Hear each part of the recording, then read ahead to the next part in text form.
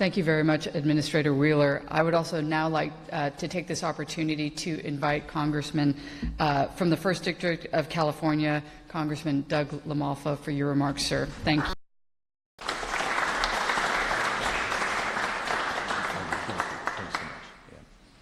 And thank you very much. I'm delighted to be here today for this subject matter especially.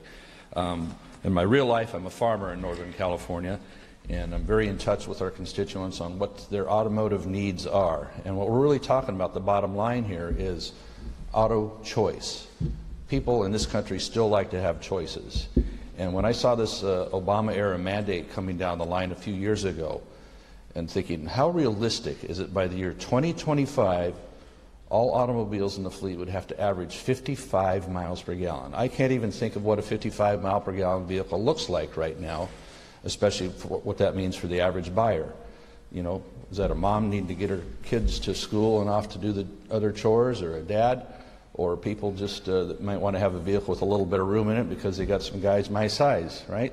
So I think that what we're really seeing is that this administration, and I want to be very thankful to Secretary Chow, Administrator Wheeler, Assistant Administrator Itzel, on listening to the people on this situation. California Air Resources Board, for my constituents, they plead with me and my state legislative colleagues to say, can we have some relief from their latest dream they have each month or each 6 months on a new mandate. I have legislation to make it, for example, less costly to buy full-size trucks for people to use in agriculture. If you got it, a truck brought it. Everything you have has been brought by a truck. And so we want to update trucks, have them burn a little cleaner, a little better. But there's a punitive tax, a federal excise tax, anywhere $12,000 to $15,000 on top of all the rest of the tax for buying a new truck to update with. If we want to incentivize it, we need to give people what they need to have the affordability for it. Same thing with automobiles. Administrator Wheeler really hit it out of the park from where I was sitting, that this comes down to subsidizing other people into these electric vehicles. And we know, standing alone, electric vehicles do not pay. And the electricity comes from somewhere.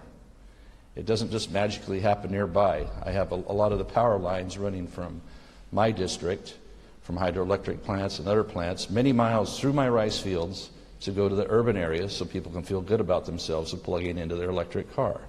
So the reality is, the better we can make our gasoline-powered vehicles, the more efficient, and the tailpipe is still clean on all these cars, no matter what their size, what their MPG is. So what we're really talking about is we're chasing CO2 numbers here.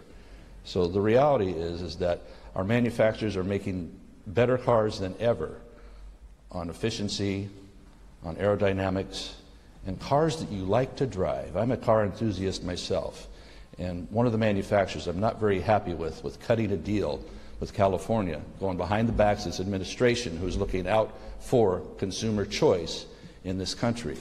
So at this point, I hope we can keep going straight ahead, and I will support the efforts of Administrator Wheeler and EPA. Never thought I'd be saying that a lot about them, but and Secretary Chow. And right home in my own district, we're just now putting out a 54,000-acre forest fire. If you want to talk about air quality, year after year after year, hundreds of thousands of acres of forest burn in the West. And I realize that's a different building down the street with the USDA and our Forest Service, and they're working on making things better. And also this migratory emissions that come from other areas that affect our state too. So forcing us into our little caves in our little tiny cars is not going to change the situation for my constituents, for Californians, to have the state of California and the California Air Resources Board dictatorial policies going towards the rest of the 50 states. Again, my people plead for relief from CARB to say, let's put reasonable regulations back in place. So I hope this administration does not give up at all on fighting CARB, and because that's all California seems wants to do is fight us here in Congress and this administration. Every day they think up a new lawsuit, a new thing to come after us. We're just trying to make jobs happen in this country, not in China.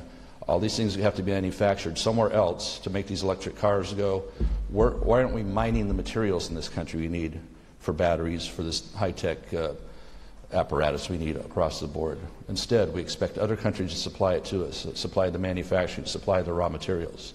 So we're on the right track because we can do it better, more efficiently, more ecologically soundly in this country than anywhere in the world if we're allowed to do it. So again, my thanks, Administrator Wheeler, Assistant Administrator Itzal, and Secretary Chow, and everybody in this room here today that is being part of this to give us our choices back for our constituents, for what they need, not what they need in Sacramento.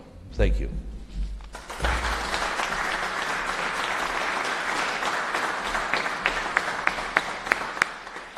Thank you very much.